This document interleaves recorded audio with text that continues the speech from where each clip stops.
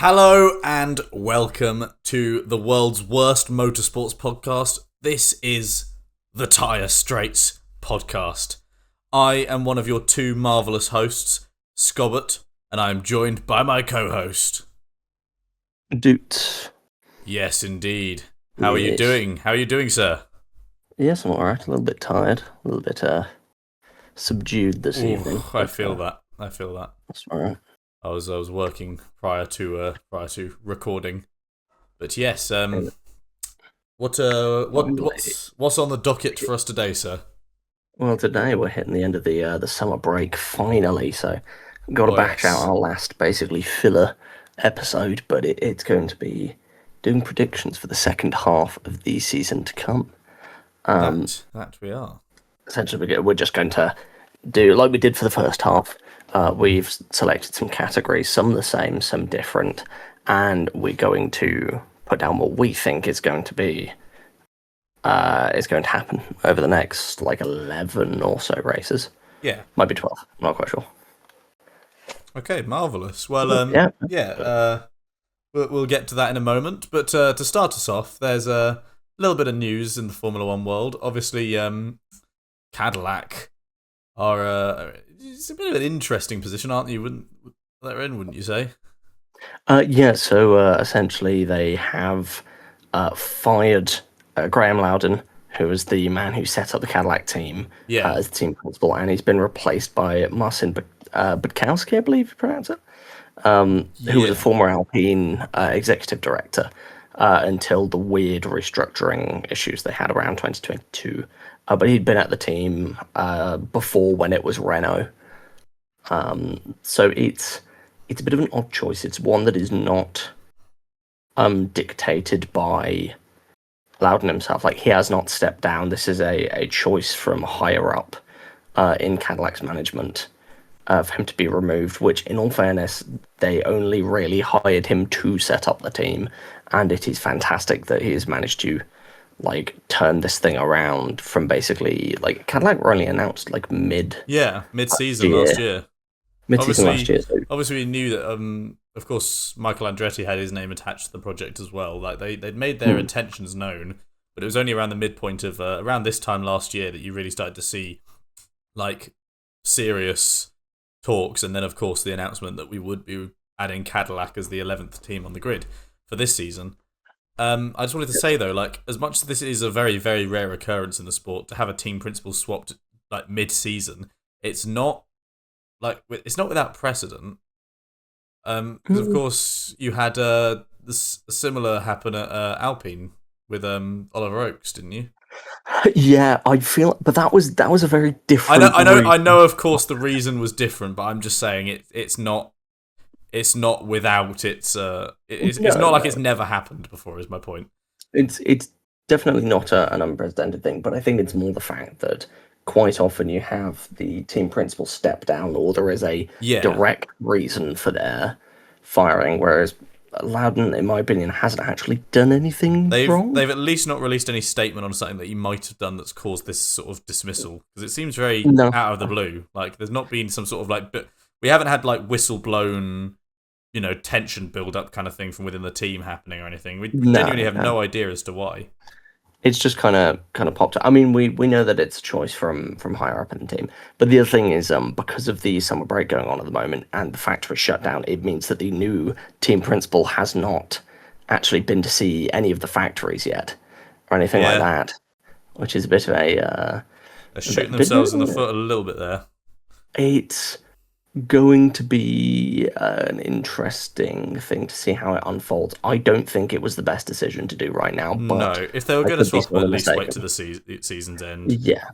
Even if not for better results, for stability's sake. Yeah, for sure. I mean, hopefully he comes in and he's a brilliant tactician on the to rival Alexander the Great. Or Horatio Nelson, I don't think it's going to be quite that good. He's at Cadillac. Be real. You never know. Yeah. But yeah, it's definitely weird. Is how I describe it, because like I say, It's not like the thing itself is unprecedented. Just like the reason for No, his departure. the timing, and the Yeah, choice the reason is for his odd. departure is it's strange, Yeah, and many I'd agree with that. questions are to be raised that currently go unanswered. Mm. But in other Alright. news, we have well, it's a little bit of a stretch because normally we would save news about other series for later in the episode when we go over them individually. But this is Formula One adjacent, and that is Yeah, yeah. Do it's you want one. to? Yeah, sure. It's a quite well liked driver from the past 5 years or so. Yuki Tsunoda is in talks with MyShag Racing for a 2027 seat in IndyCar, Mm, which is quite interesting. Another single seater series, not too dissimilar to Formula One, but over in the States, and more of a spec series, indeed. which might actually realistically give Tsunoda more of a chance to prove himself. Now, I'm not going to guarantee this It because, of course, we've had Schumacher, yeah. and also, but then again, we've also had Grosjean, who's done I pretty was good. I We've was had about to say Juan Pablo Montoya, who's done pretty good. Yeah, IndyCar gets a weird reputation from a lot of F1 fans who don't actually watch IndyCar as being a graveyard for F1 drivers' careers. So obviously you do get a lot of ex F1 drivers, even drivers that didn't succeed lots. Marcus yeah, Ericsson, for instance, but Marcus Ericsson flies in IndyCar, as we'll talk about later. But but then again, he's found his footing there. Is what I'm trying to yeah, but suggest.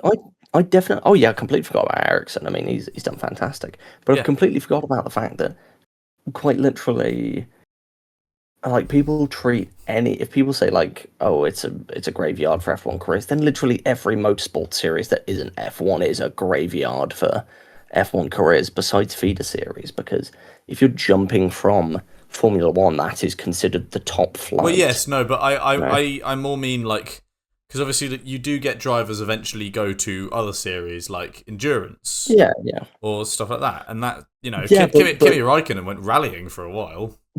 oh yeah, no, and I'm not completely shocked at all, but No, but all I'm saying you, is it's weird because I know what you're trying to say, but IndyCar, like I've seen it on like online a lot. It has this weird like discourse around it as being like the place where like quote unquote, not that I agree with, but quote unquote like F1 drivers with dying careers go to. And yeah, but I think that what I'm trying to say by bringing this up is that you'll see a lot of those kind of people, talking loudly on the yeah, yeah, internet over the next few weeks if this does come out to be true. But or at least if it comes out to hold, to actually yield a seat for him. yeah, But yeah. for all two of our listeners, I would discourage this line of thinking, and I would just go in with an open mind. Watch an IndyCar race before you judge. Yeah, it's definitely, and realistically, the one that's just gone by is pretty fun one to watch. Not sure if it's particularly representative, but it's very enjoyable. Yeah, If you're able to watch the 500 is always good each year. yeah. Generally, some of the other tracks, St. Petersburg is always a fun one to watch for the season opener. It's definitely worth having a look at. But I feel like when it comes to the graveyard thing, I know people say it, but people say it for all series. Like, people say the same for Formula E. It's like, Yeah, oh, it's where people who couldn't really get into F1 end up. yeah. Which, It's got a similar kind of situation I'm with like a not lot of ex I'm not F1 saying drivers. it's false, considering, you've got John-Eric Verne, Pascal Wehrlein, Nick Cassidy, Nick De Felipe Vries. Drugovich, Nick De Vries, but he did get into F1 briefly. Then again, so did like Verne and Wehrlein. Yeah, So like, yeah, there's a number of Verline did like 2 seasons, didn't he, with Sauber? I swear he did a couple of seasons with Sauber, and then he got dropped in favor of Ocon because of poor attitude. But yeah, no, it's where like a lot of ex F1 drivers. But then again, Giovinazzi was a very bang average going under the radar F1 driver, but he's also a Le Mans winner. Yeah. Like, he's doing fantastic in endurance racing. You can't take anything of that away from him. Sometimes it is just the series itself sometimes Yep. matches some people better. That's why drivers like Max Verstappen, who can race in anything and can win in anything, get so much attention. You look at guys like Verstappen, or indeed, and I know I glaze constantly, but of course Alonso, who is a multiple-time F1 champion and a multiple-time winner of the 24 Hours of Le Mans. He has the endurance racing triple crown. He almost has the motorsports Triple Crown. If it wasn't for his engine giving up on him in the 500, his first bash, he'd be a Triple Crown winner. So there are some drivers who just can race and win in anything, and some who find themselves being more comfortable in different series. So it really is just a matter of not necessarily ability, but just comfort zones. Yeah, no, for sure. But, I believe that's. I'll say we could ramble about that for ages, but let's not go on a tangent because we have for your consideration 8 things that we have predicted. Now, at the beginning of the season, the F1 season that is, I think it was like our 3rd episode or something like that. Something like that. We made a set of predictions for the first half of the season, and not last episode, but the episode before, we went over those predictions, saw which ones we got right and wrong. Review. Yeah, a mid-season review episode. Yeah, the episode before last. But we went through those predictions, and now we are setting our predictions for the second or ultimate half of the season, and they're a bit different. In the last one, we had things like who we thought was going to be championship leader, which team was going to be, that exceed our expectations, and the inverse, and things like that. This time we've got a slightly different. The categories are a little bit different, but still along the same sort of lines. So we'll talk through we'll introduce each one as we go.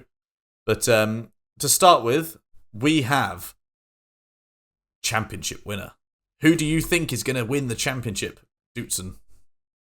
Well, actually, I think we should save that one until the end, personally. Okay. I think it makes it tiny bit more suspenseful, Okay, you the boss, you the boss. And in which case, I think, so the categories we go for, we've got the championship winner, obviously, which we'll do at the end. We've then got the biggest comeback for the best improvement. We've got biggest fall off for who's gone down the order the most in this second half. We've got the best race in the second half of the season. Or if we want, we can say that it's not going to get better than Spain, which we thought was the best race of the first half of the season. We've got the transfer predictions, so who we think is going to leave the sport and who we think is going to replace them. And then 3 wildcard predictions, which are just a little bit out there, but we get to pick them entirely. We're not constrained by a specific category. Let's start it off with the biggest comeback. And I have gone for Audi as a team. Yes, I think that they've been steadily increasing in their ability and their pace. Generally, they've been decently pacey throughout the season, but they've just been falling behind Alpine and VCarb in performance mainly, getting a lot of 11s and 12s and stuff like that. But I think with the Alpine kind of falling a bit backwards, they're not really quite sure how to develop that car. I think it's jumping Audi forwards as well, and I think that combined with a bit more development on their side and better understanding of the car, they're going to jump up the order a bit more, and we'll get to see some better results from them. Well, that's interesting, because I too, for biggest comeback, picked a team instead of driver. We could do either. And I I also went for Audi. Now, like you sort of say, and I must preface, Audi has by no means have been having a bad season, something that they need to critically bounce back from. But at the same time, they like you say, they've kind of been in this weird no man's land of the sort of, like back half of the field, where they are consistently good, but just they don't quite get in the point scoring like as often as teams like VCarb or Alpine, or indeed at the beginning of the season has. Now, meanwhile, I like to think that Audi, with all the backing it's got, with all the faith in the project, and with all the facilities they've invested in over the last 3 years, they'll have the ability to start thinking about upgrades, developing the car, trying to bring it forwards and bring it to life a little bit more. I'm not expecting them to be fighting for podiums or wins, but I do expect them to start sort of picking up the results. They don't have to get top 5s; they just need points nearly every race. Getting back to consistent points, which is something Alpine and VCarb have been getting. Yeah, just like pretty much every race, you see an Audi in the points, at least one. That's sort of where we're getting at with that. I think that's good. Being able to get that, getting some double pointers more regularly. stuff like that. It's good. I feel like it's always just one or the other has a consistently better race.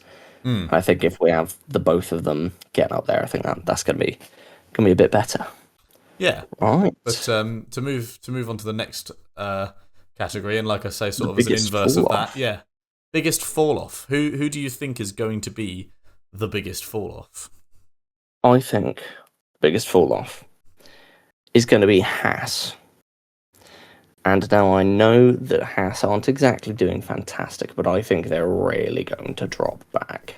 Right. I think considering like the car doesn't seem to be getting any better. They don't seem to be talking any bit about upgrades to my knowledge. Yeah. I think Ocon really isn't performing all that great already, but Behrman I think will start faltering, especially as we get into some trickier tracks, which I don't think will suit the Haas as well. And of course, the Ferrari engine is still pretty decent, but doesn't seem to have the power of the Mercedes one at the moment, which a number of the other teams have. And if Aston Martin do have a jump forwards, decent jump forwards, I could potentially see them starting to beat Haas more consistently. But that is only if they have that huge jump forward. However, I generally think that Haas will just drop back and kind of settle in near the back, not getting points. Interesting. I mean, you mentioned Aston, and like that was like the low hanging fruit for biggest comeback, like because thinking about where it looks like they're projected to be, or at least we'll get to that later. But either way, no, for the biggest fall off. Likewise, a team that they're kind of just doing nothing right now, and that is Williams. I'm not going to pretend they started the season in a great way. Obviously, they had that big sort of issue at the beginning in pre-season where the I think it was like the chassis failed the crash test like 3 times. But they started to pick up a little bit at least and start to sort of. It was clear that they were moving in the right direction, starting to develop the car and starting to pick up the results a bit. They weren't consistently getting points, but they're at least sort of fighting with the aforementioned Audi at times, and they were able to give the fight to Audi, to Haas.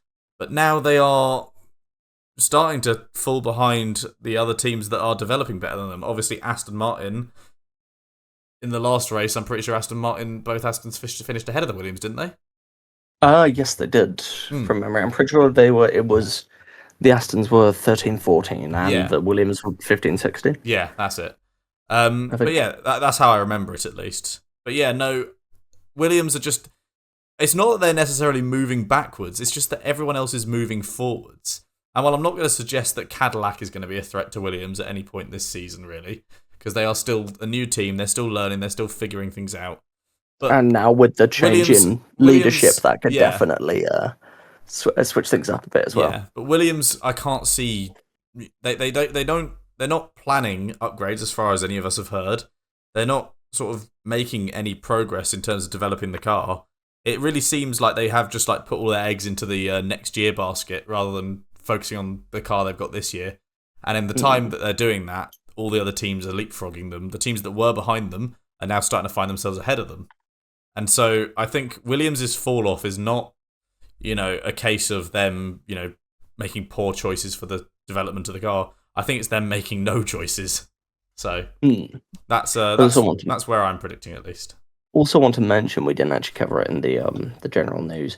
There's been talks recently of Carlos Sainz being hesitant to renew his Williams contract and of reaching out to other teams just to see if there's any possibility he could sneak in somewhere else. I do not think that is happening. I think it's a bit too far on Sainz. Yeah. I don't think you've been showing enough to really warrant taking someone else's place at a top team. It's like Maldonado making a push for Ferrari back in 2012. Yeah, he indeed did win a race, but at the same time he was past a fucking Maldonado. Yeah. But anyway, would you like to bring us on to our next category of call? I shall, and that is the best race prediction. Which we did actually have for the first half of the season, and that. But it felt right to have the same for this. Yeah, because we do have some pretty good tracks going through. But for the first half of the season, we decided Spain was the best. Hmm. And we can either choose to pick one of the new races going forward or stick and say that Spain is still going to be the best race of the season.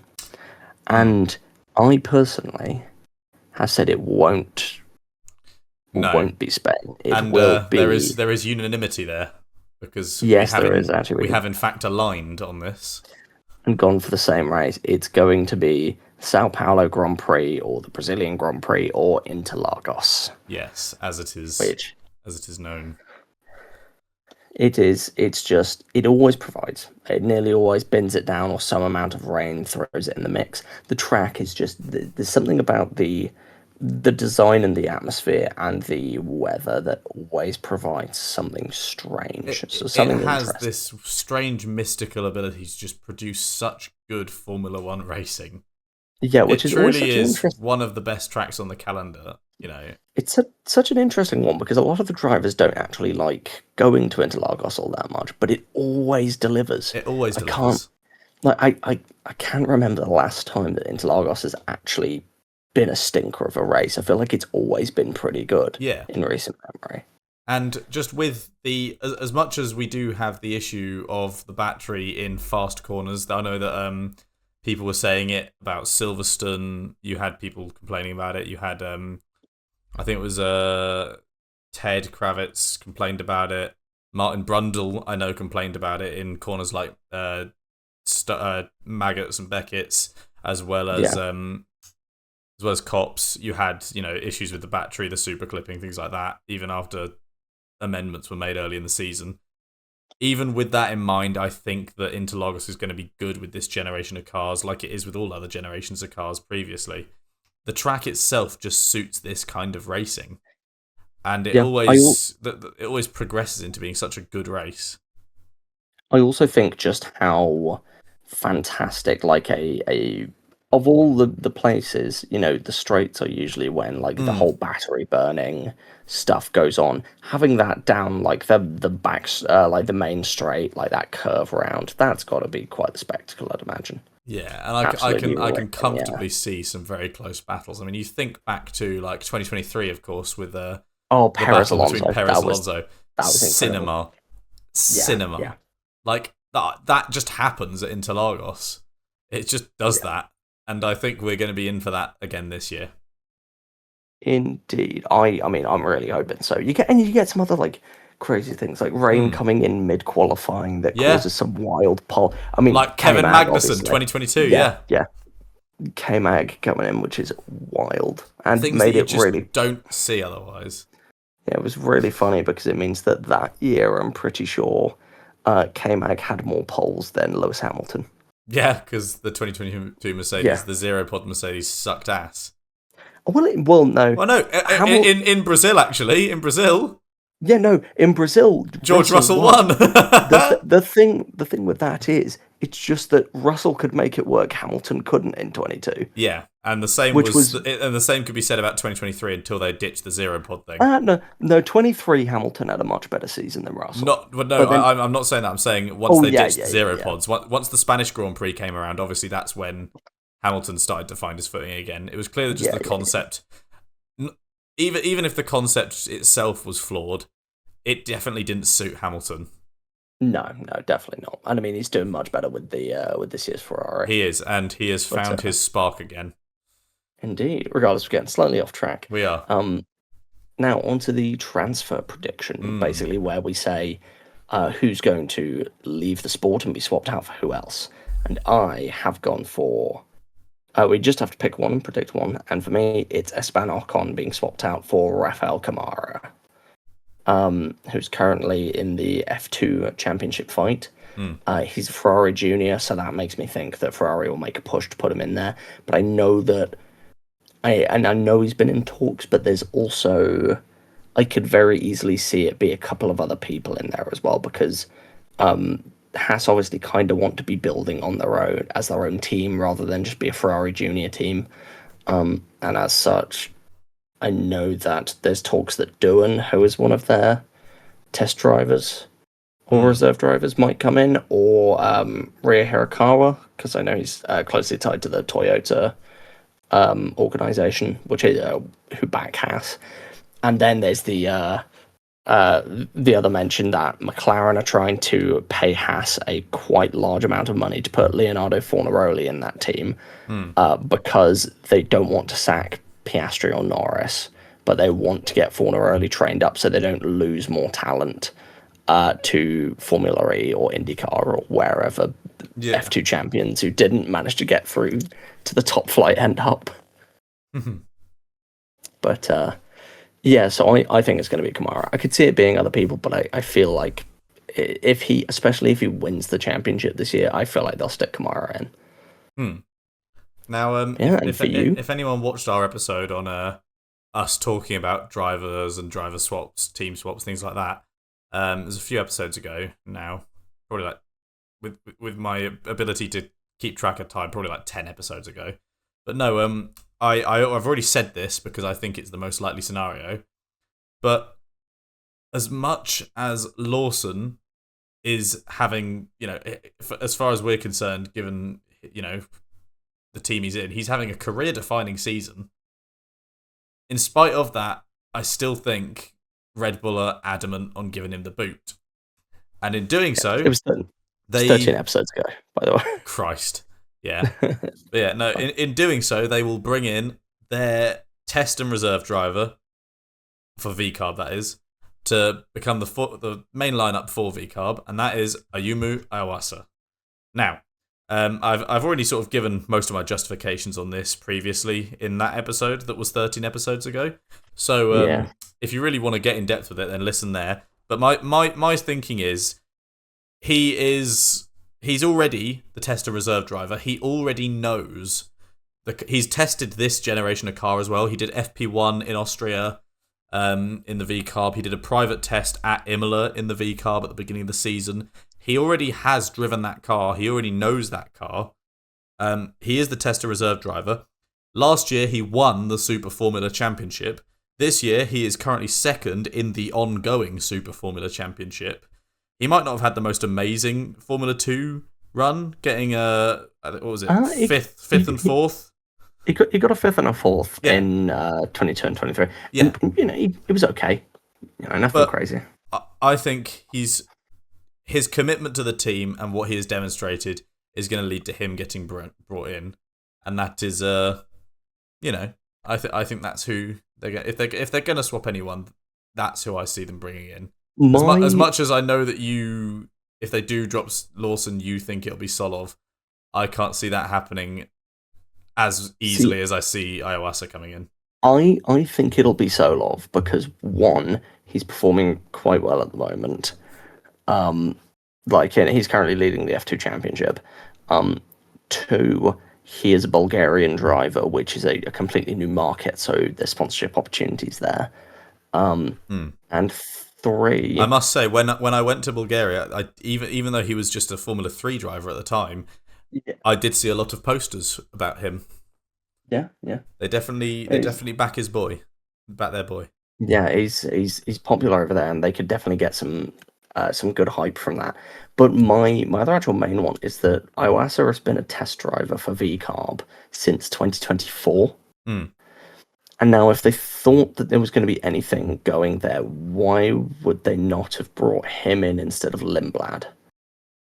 I take your point, but I raise you one in saying that I believe his focus was on Super Formula at the time because he was leading the championship prior to the signing.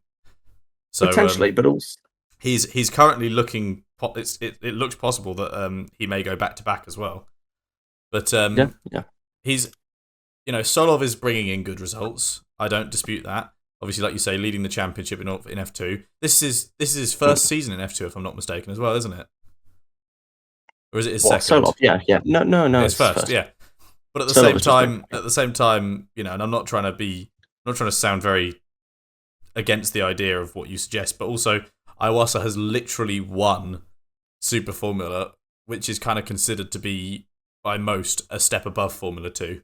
In terms of, the speed of the cars, the ability necessary, whether or not you agree with that's down to taste. I think it is disputable, but that's kind of what I've seen people like Will Buxton kind of rank the open wheel formulas series kind of like in terms of the sort of hierarchy. Obviously, you've got like F1 at the top, then like IndyCar, but then after that, you have Super Formula on a lot of very credible ranking lists. So he has won prestigious championships, and it looks like he's set to do it again as well. He's, like I said, P2 in the championship this year, and I can see, and also on top of that, obviously, until you mentioned the market in Bulgaria, but the Japanese market is huge, and I would argue that the only reason they didn't take, they didn't bite on Iwasa before is because they had Sonoda, who they were already tapping the Japanese market with, which is obviously also a huge market. You think obviously the partnership that Sonoda had with he was like aligned with big names like Honda for a period of time. Yeah. But with Sonoda now gone, the possibility of bringing that back, so soon afterwards as well, I think that's what they'll bite on more. That they're more likely to go for. So no, that's perfectly fair. What I will also say, real quick, is VCarb do have an upcoming testing of previous cars session at Imola, and I'm just trying to check which driver they're sticking in the car.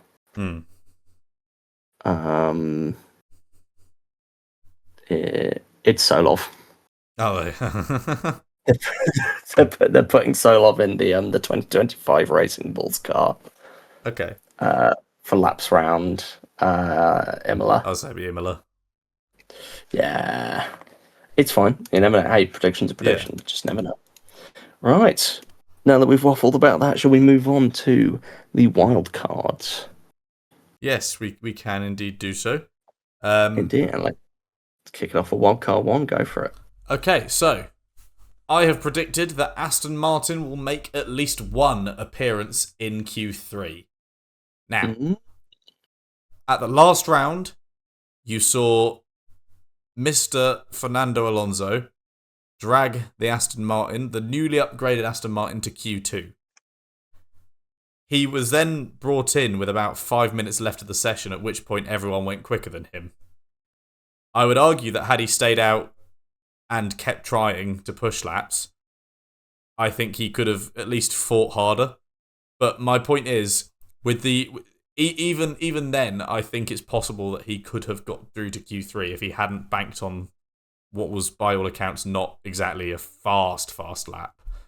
Yeah. Regardless of that, new engine coming in that is reportedly worth half a second a lap. So, that is also a big step forward for Aston Martin. And if Aston Martin already arguably, not to get conspiratorial once again, has the pace to get into Q3, arguably, with a more powerful engine, I can definitely see them getting into Q3 at least once. That is very fair. If it is to be just once, which track do you think they're going to do it at? I think it'll be a track like Interlagos, like a track that where a big grueling track separates men from the boys, and one that someone like Alonso knows well. I could for sure see Alonso sticking a Q3 in Interlagos, like just getting a 10th, but like exactly. It doesn't have to be but just managing to pop it inside. Just a track like that I think suits the driver more than the car. They'll find a way. Yeah, that's very fair. What's your first wild card? I've gone for a bit of a harsh one, but I think unfortunately it would not shock me either. George Russell does not get another win for the rest of the season. Damn. Now I know that is controversial with pressure ramping up for Antonelli in the championship lead, and also with some tracks that I know Russell is pretty good at, things like Singapore and Vegas, stuff like that. However, and Interlagos, in all fairness, as well, he's pretty good there. His maiden win.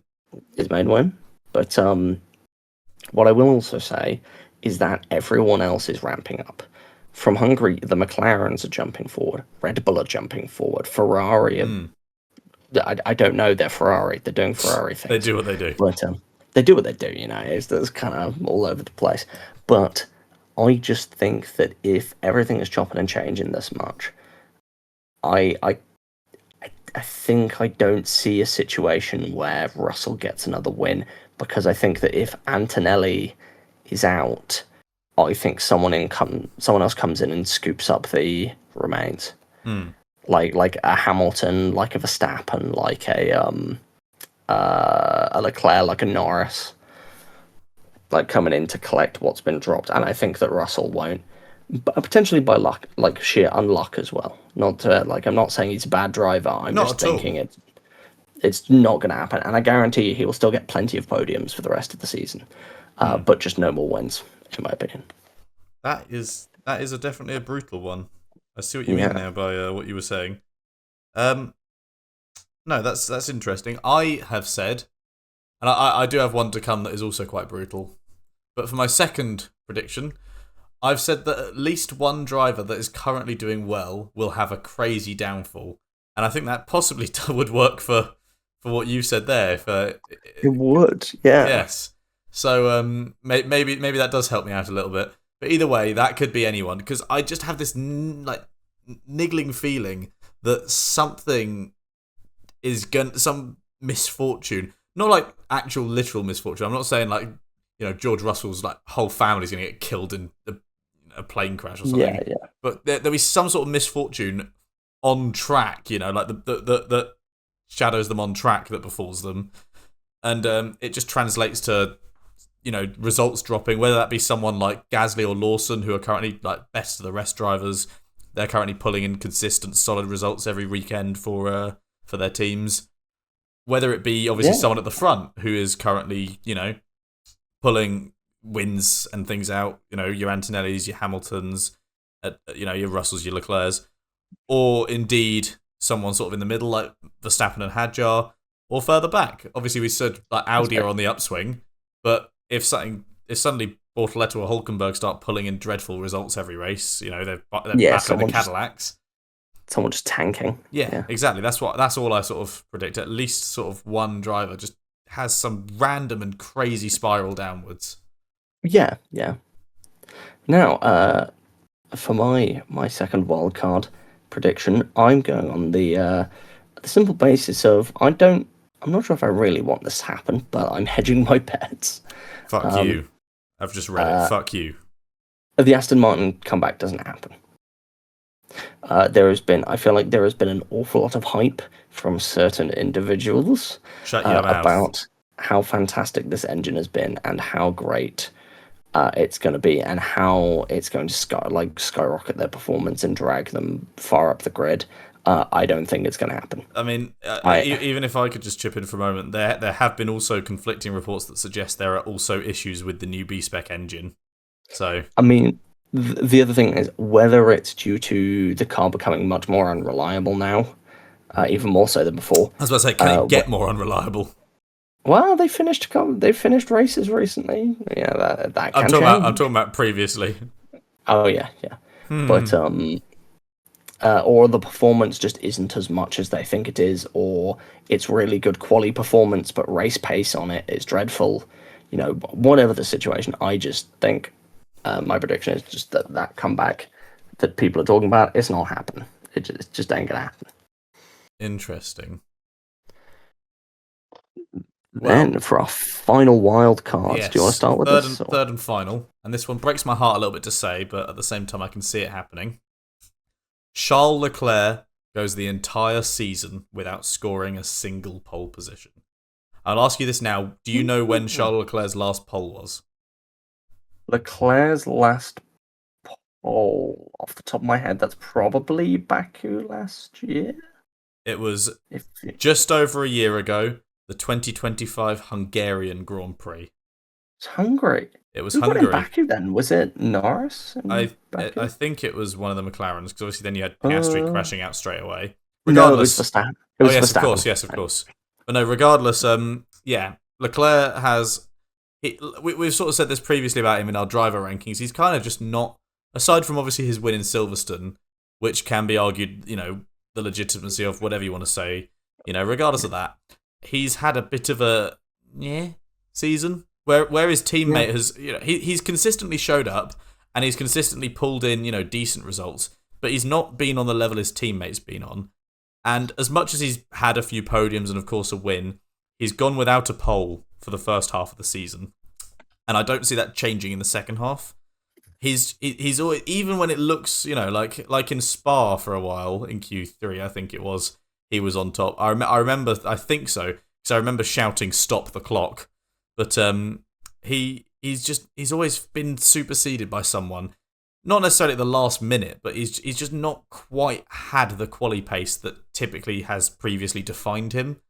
So if it translated to better race results, I'd be more welcoming to that change. But it's not been an amazing season for him. It's not been a bad one by any stretch of the imagination.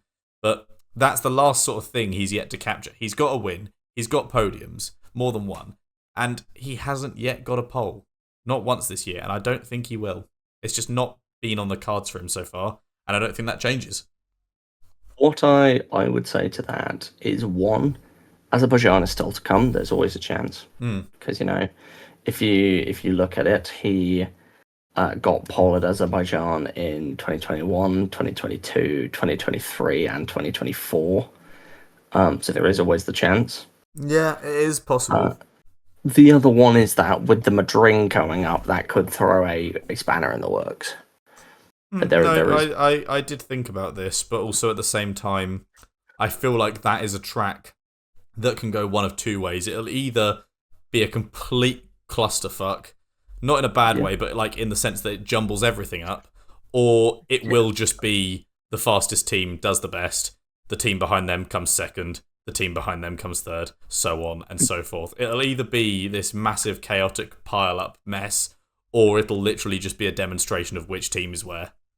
Yeah, which is fair. That's fair enough. Right, for me, I have done my third wild card as another one that's a bit of an all or nothing. Hockenheim makes its return to the calendar as a replacement race. That is really putting a lot in. I'm not going to say what it replaces, because it could be one race, could be both, but I believe that Hockenheim will make its return this year to the calendar for replacement. And it'd be great to see, wouldn't it? It'd be a brilliant season ender. It would be, yes. But that's all. There's not much more to that prediction. Yeah, it's not really based on many variables. No, it either does or does not. No, it's vibes. It's entirely it's vibes. It's vibes. It's very definite. It either is or isn't back. If we could get Sepang back, then I think we can. I think Hock can make it. Oh, I think yeah, for sure. It's definitely all right, possible. And then finally we go on to the big one. Who we think is going to be the championship winner. Yes. So, Mr. Doots, who will it be? I have gone for Kimi Antonelli. I just think he is inevitable. I think he will do worse in this second half of the season, but he has built himself a decent lead. He's still performing well, even though, yes, he's currently lost a bit of a gap. I think that Antonelli will just absolutely... There's no way he can be properly caught, because week in, week out, he's performing. The Mercedes reliability may do him in a little bit, but I think on the whole, he will get that in the end, even if it ends up close. And who have you gone for? Now, hear me now. I have gone with Lewis Hamilton. Ooh, I say that even without chest. Not because I don't believe it. I've just got this weird gut feeling. I don't even know where it comes from. It does not stem from any logic or reasoning. But I'm just thinking, something tells me, something is eating away at me, and it tells me that even if it is just Antonelli's fucking car explodes for every race of the rest of the season, or Antonelli gets shot and killed by a crazed Ferrari fan in Monza, whatever the case, I just, something tells me that we will see an 8-time Formula 1 world champion at the end of this year. Fair enough. This will either be the moment that, for the rest of my minuscule career on the internet, I get clowned on for, or will indeed be my Frank Heffley, I knew that door had a lock on it moment. Yeah, you just never know. No, we'll see. But no, that's good choice as well. I'd love to see it happen as well. It'd be great. But that's everything for our predictions, I believe. Yeah. For the season, second half of the season predictions, we've got some more going into Zandvoort as we do every week before the race. But first, we've got to get through the other series discussions. So if you want to talk us through the NASCAR. Yes, so NASCAR Cup Series, we had the Cookout 400 at Richmond. Now, this one, I must preface, I'm going off of mostly highlights and reports because I was out on this day, so I couldn't actually watch the race live. But Joey Logano won, and he has actually, had a bit of an understated last few races. Well, not understated, but it's kind of been swept under the rug, but he's actually been doing quite well. He's had quite an impressive string of results in the last sort of 5-6 races. To think that at the beginning of last month, the beginning of July, he was 20th in the regular season point standings, and now he's jumped all the way up to 9th overall. He gets a lot of criticism, he gets a lot of hate, and some of that is from his driving ability on track. He was always kind of labelled as this sort of dirty driver. There was the whole incident with him and Matt Kenseth, where Kenseth wrecked him after Logano went on a terror spree against several drivers, including Kenseth. But he's always been, as far as I can tell at least, one of the guys that's considered to be one of the nicer guys off track. He does a lot of philanthropy and charity work and things like that.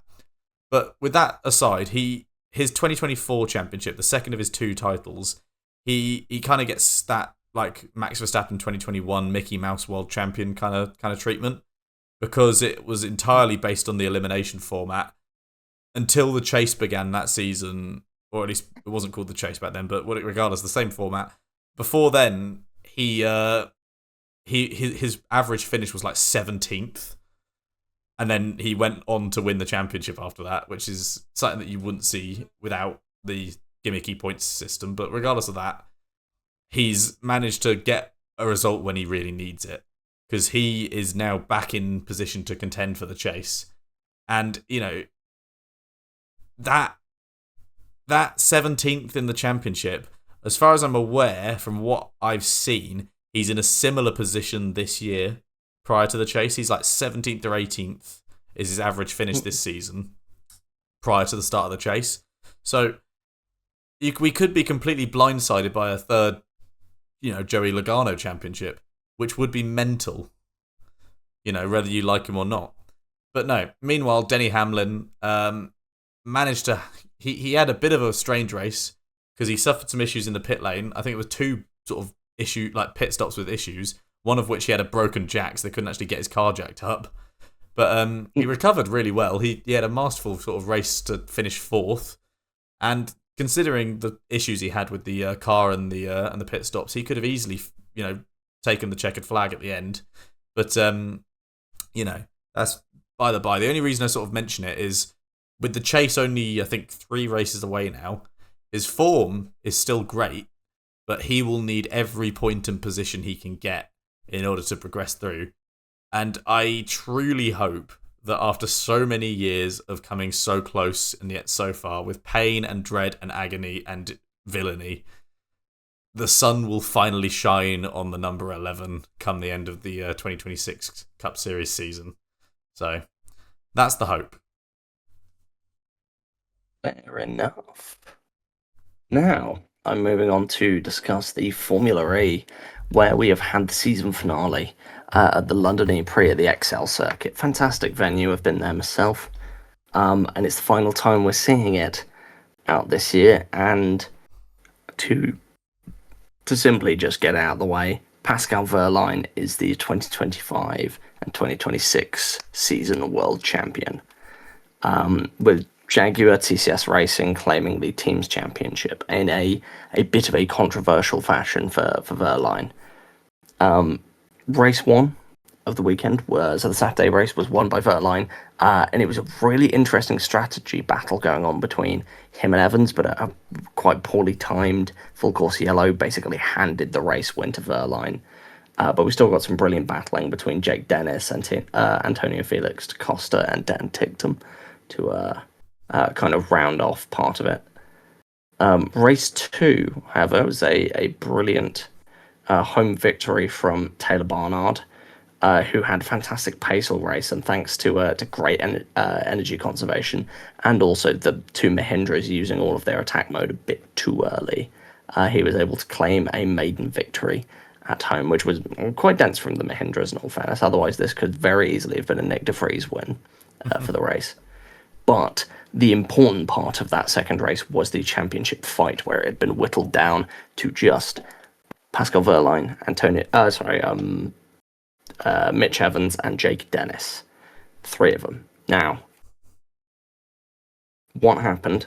Antonio Felix da Costa ended up pulling a prime 2021 Perez to slow down Wehrlein and let Evans pass him, and dropped him through the points and all the way back down the order. I think it was about 6 positions in one corner. He ended up dropping him by essentially just blocking him. Like, it was such dickish racing, but it was really funny to watch, like undeniably so. However, Dennis, who ended up being lower down in the order, also still in the championship fight, trying to pass through, climb up the field, and get points over Wehrlein. And in Wehrlein's attempt to get past Dennis and get further up the order, he clipped the back of Joel Eriksson, collided into the side of Dennis, and put both of them into the wall. Not enough to put them out of the race, but enough to put them back down the order and keep them there for the rest. So it's essentially taken Dennis out of the championship, which is controversial to say the least. And so it all became into the hands of Mitch Evans, but unfortunately, with him being below Dennis in the standings and being unable to catch the charging Mahindras and Taylor Barnard, he wasn't able to make up the points difference, and as such, Wehrlein ended up winning. Now, it's great chaotic end to the season, and end to a very mixed season, and also a great send-off to the Gen 3 Evo regulations and the XL circuit on the whole. I wish we go back there at some point, but Brands Hatch is a good stand-in all fairness. Yeah.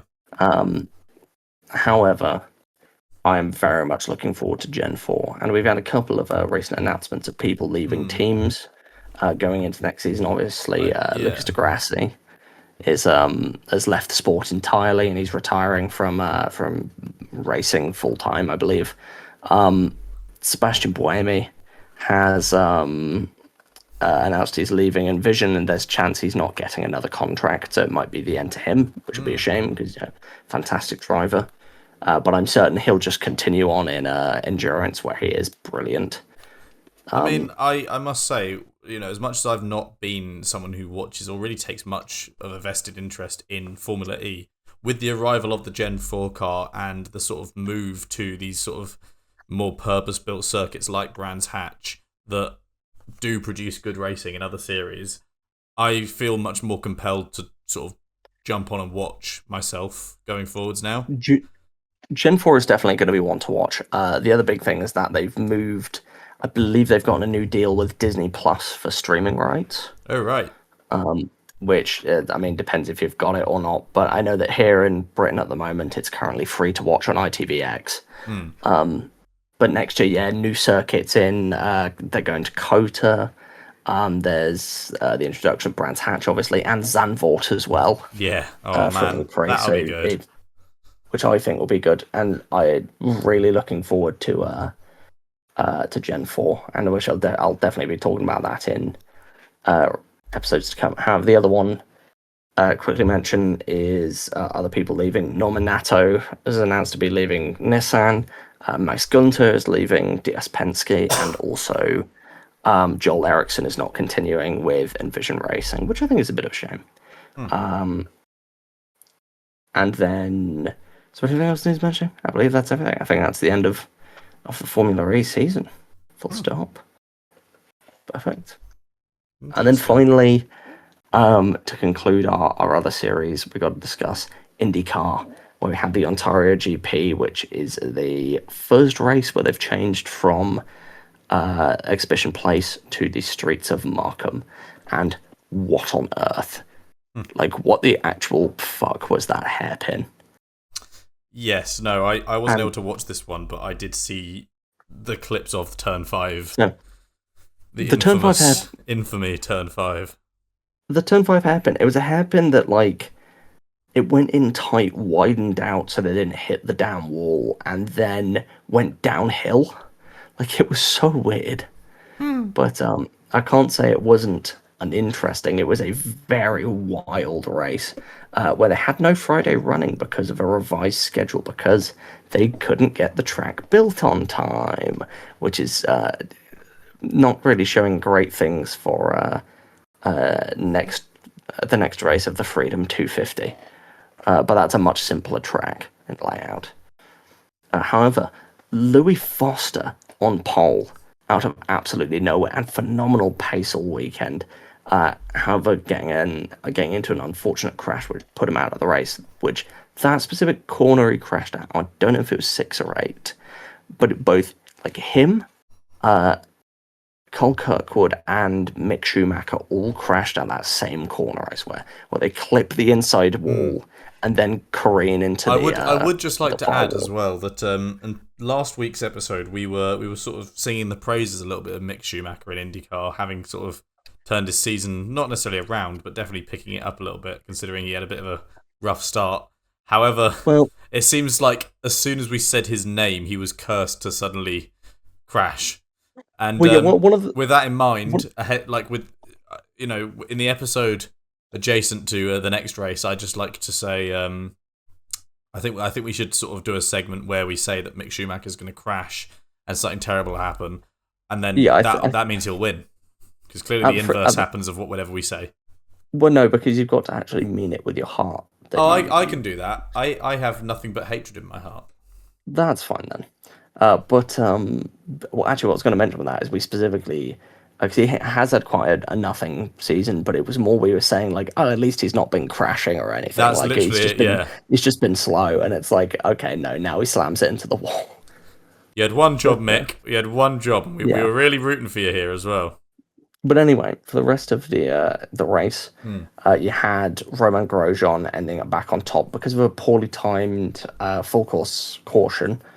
Everyone got bunched up, and so when Foster and some of the other top runners had to drop back due to like needing to pit for fuel, it left Grosjean out in front, and then a brilliant charge from Power and Ericsson, including what some may consider dirty, I think just fantastic overtake from Ericsson. Yeah, I mean, there was contact involved, but I would argue, in terms of the most textbook definition of a fair overtake, Ericsson was alongside, more than 50% alongside, at the point of the apex. Power just wasn't expecting Ericsson to be there, and he started turning in a manner that did not allow space for Ericsson's car, which he had not anticipated being there on the inside. Any contact was because Power was not expecting the move and didn't, not that I'm trying to accuse him of being like unaware or whatever, but he just wouldn't have thought to have checked his mirrors in that moment. No, which I think is... And in doing so then caused contact when he turned into Ericsson. As far as I'm concerned, move was on, move was clean, on Ericsson's part at least. I thought it was fine, and it led Ericsson to eventually overtake Grosjean and then win the race. In a pretty brilliant fashion, with Grosjean and Power making up the rest of the podium, which, what a random out of nowhere from Grosjean. He's done like nothing all season. Suddenly getting a P2, that's brilliant. It's just the meme of the guy with the stick. Come on, do something. Yeah, and he finally does. So the guy with come on, do something, and all of a sudden he rockets to the podium. The come on, do something guy. Yeah. But no. That's everything for the other series, so we've just got one last thing to do. One last thing to take care of.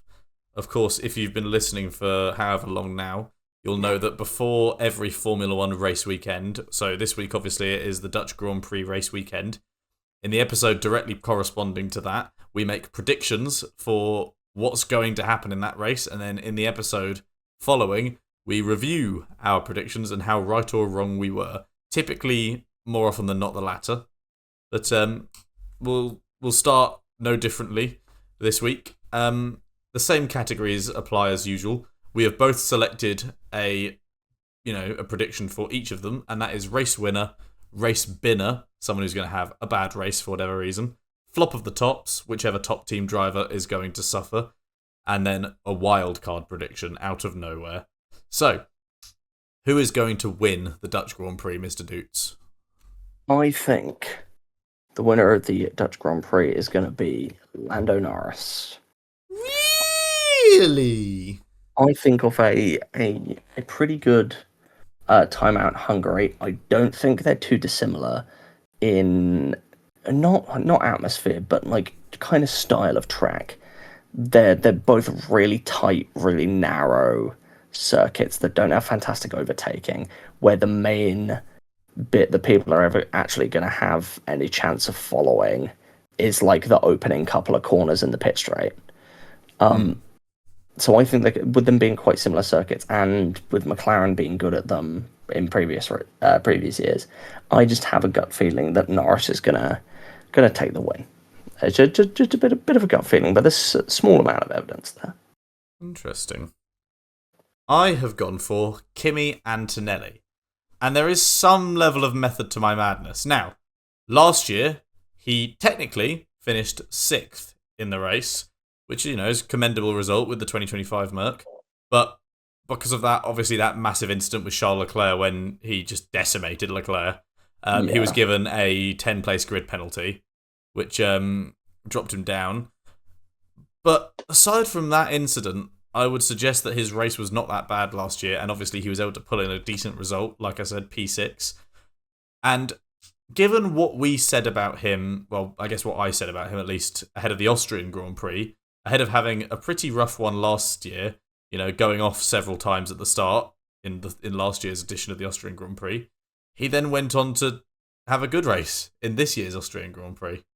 So my thinking is the same, and given that he, aside from obviously that very not good incident, he had quite a good race last season, I think that I wouldn't be surprised. It's not like he's completely not to grips with the track. It's not like he doesn't understand it. I think that he will be able to put himself on top again. Very fair. Now, let's move on to the race binner. And I've gone for Nico Hülkenberg. And now I know we've talked about Audi having a comeback, but I think this first race is just going to be a bit of growing pains settling in. And I think it's not going to be his own fault. I think someone's going to hit him out, or he's going to be forced wide, or there's going to be some kind of incident that happens, like engine failure or whatever, that's not going to be down to his driving. It's just going to be bad luck, essentially. Well, interesting. I've gone along a similar sort of thinking process, because we've recently, in the last few episodes, sort of sung the praises of Pierre Gasly, but indeed I have placed him as race binner this race. I think, whether it be, the cracks finally come through, the Alpine not being good enough and he just pushes it too hard and it's not able to do it, or indeed mechanical issue, or being completely taken out by someone else, i.e. in the way Antonelli took out Leclerc last year, anything can happen. And I think that Gasly, who's had pretty good luck with, mechanical issues and retirements this season so far, I think that luck will finally dry out. Yeah, fair enough. Now, on to flop of the tops, the top driver who we think is going to do the worst. And I have gone for Charles Leclerc. I think that just by sheer Leclercness, he is going to lock up at one of the corners, like one of the banked corners, and go into the wall. Or he could be forced off, but I think that he is going to crash out of the race. I do not think he's going to finish it. Interesting. I have gone for George Russell. I don't necessarily think he'll crash out, but I think he will just have something happen, whether it be a parallel of Antonelli's massive penalty last year, or something else, something mechanical, or indeed his own fault. I just get the impression that Russell is a man who, with 3 weeks away, he now needs to make a statement. He needs to lay it down hard and say, look, I'm still in this fight. I'm still a threat. You need to take me seriously. And in doing so, I think it may cause him to overcook it a little bit and end up finding himself as the flop of the tops. Yeah, no, fair enough. Right, final one. Takes the us to the wildcard end. prediction. Oh, yes. Wildcard prediction. And what have you gone for? I have said that in the 2026 Dutch Grand Prix, Aston Martin will score point brackets. You know, I think that they will finish this race in the top 10. I'm choosing to put my eggs, all of them, into the basket that the engine, even if it has issues, it does provide the boost in power. And regardless of which of the Aston drivers manage to finish in the top 10, whether one of them has like a mechanical issue or not, one of them will get at least a point in this race, providing that the car finishes it. Yeah, fair enough. And then for me, for my crazy prediction, I've gone for a much more wild and harder to hit one. I think Isaac Hadjar will be on the podium. Interesting.